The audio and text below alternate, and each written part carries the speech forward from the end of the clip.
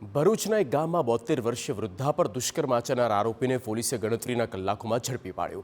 વૃદ્ધા પર દુષ્કર્મ કેસનો આરોપી કેરવાડા ગામમાં સંતાયો હતો અને આરોપીને પકડવા માટે પોલીસે ડ્રોન કેમેરાની પણ મદદ લીધી હતી। પોલીસે આરોપીની ધરપકડ કરી અને કાયદેસરની કાર્યવાહી કરી। આરોપીએ હાલમાં 2 વખત અને 1.5 વર્ષ અગાઉ વૃદ્ધા સાથે દુષ્કર્મ કર્યું હોવાનું સામે આવ્યું છે।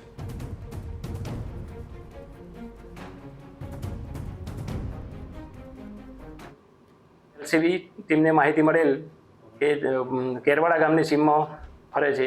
તે આધારે ભરૂચ એલસીબી પોલીસની ટીમ ત્યાં જઈ સદર આરોપીને તાત્કાલિક પકડી લીધેલો હતો અને આ ગુનાને કામે આરોપીને અટક કરવામાં આવેલ છે। આમ ભરૂચ જિલ્લા એલસીબી ટીમ તથા ભરૂચ પોલીસ તરફથી આરોપીને ટૂંક સમયમાં જ આ ગુનાના કામે પકડીને એની ધરપકડ કરવામાં આવેલ છે। આ ગુનામાં જે તોમતદાર છે એનો વિરુદ્ધ વધુમાં વધુ સખત પુરાવા મેળવી અને ટૂંક સમયમાં ચાર્જશીટ કરવામાં આવશે।